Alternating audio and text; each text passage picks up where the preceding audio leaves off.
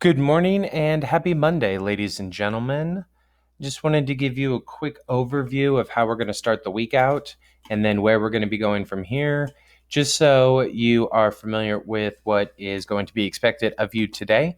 And then I will be back at the classroom and back on Zoom this Wednesday, where we will jump into our next set of readings and reflections that are going to continue to focus on our idea of identity. But we're going to look at different texts this time to see how that's done. So, of course, what you're going to want to do is start off by just taking a look real quick at your article of the week.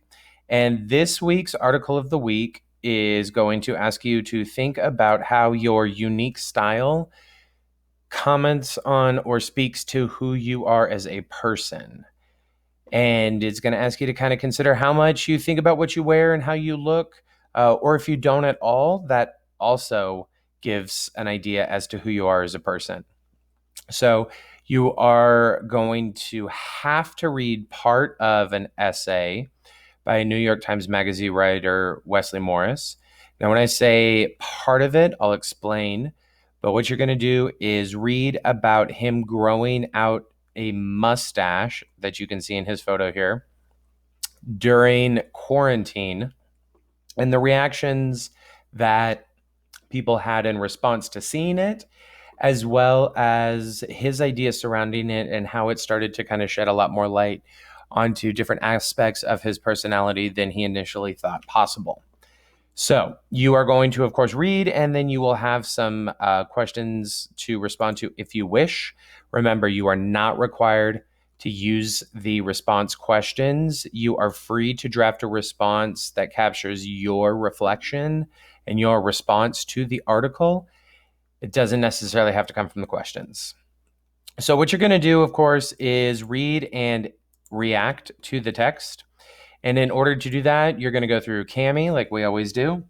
But one thing that you're going to notice as you read through it, when you get to the fourth page, you will notice that it says you can stop here.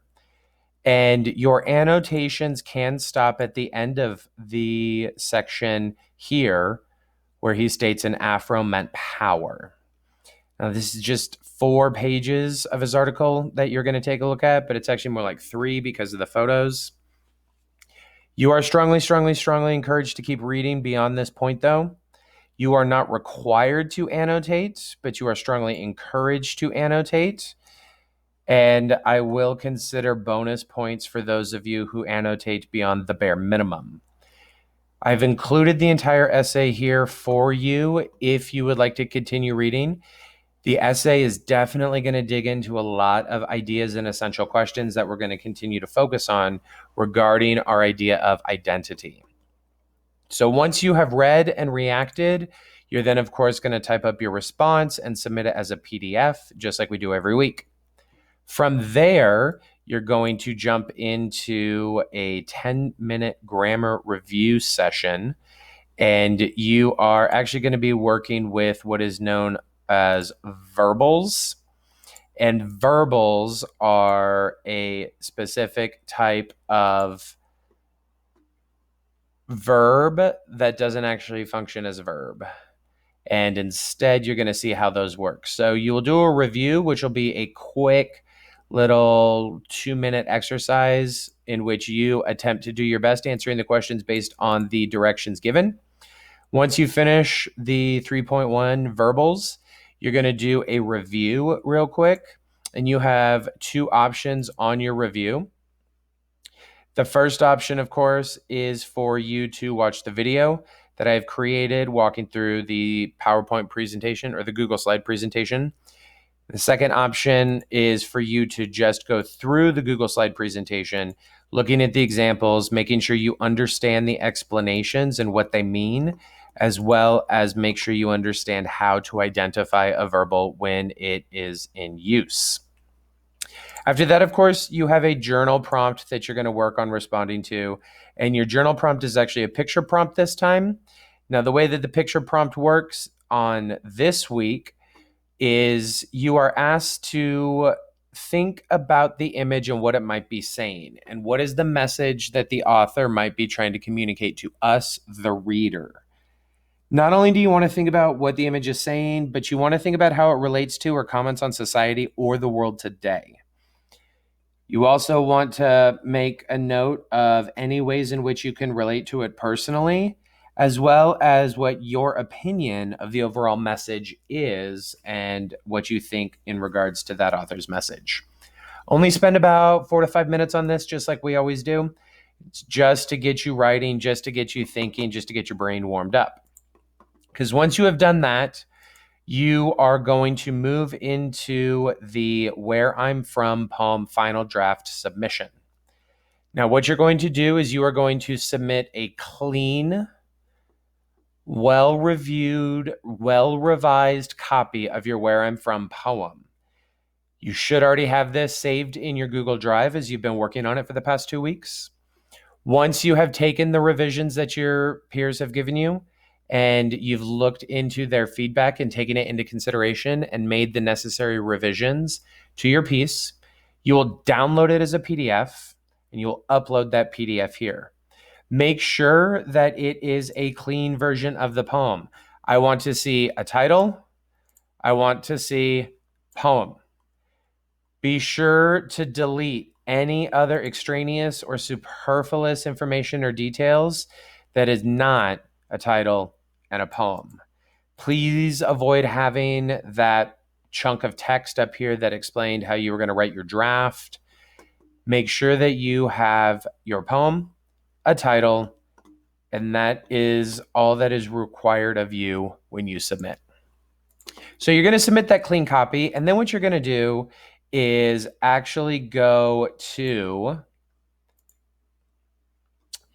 Kami, because you will be doing a annotation of your poem. And I'll explain how this is going to work. You are going to take a look at your final draft of the Where I'm From poem.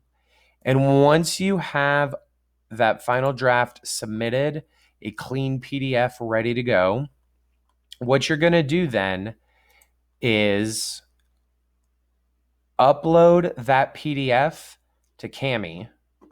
And once it is uploaded to Kami, you are going to go through and annotate your own poem, and you will make sure that you identify the literary devices that you used, the imagery that you used. You are going to identify at least one figurative representation of yourself in the poem and one literal representation of yourself in the poem, as well as finally identifying at least one literal and one figurative place that you are from.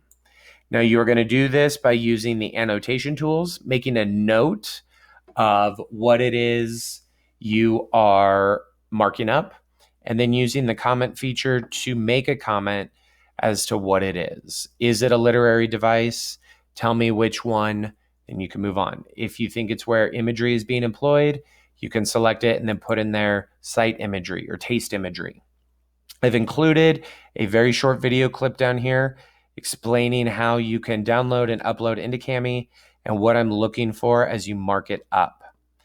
So once you have done your final draft as well as submitted your annotated draft, the last thing you have to do is respond to a few questions that are going to ask you to reflect upon not only the process, but the product itself, as well as start to get you thinking about some of the big ideas we could take away from the reading of the poem and the creation of our own, which again is going to focus on this idea of identity and the nature of identity in regards to people, places, etc.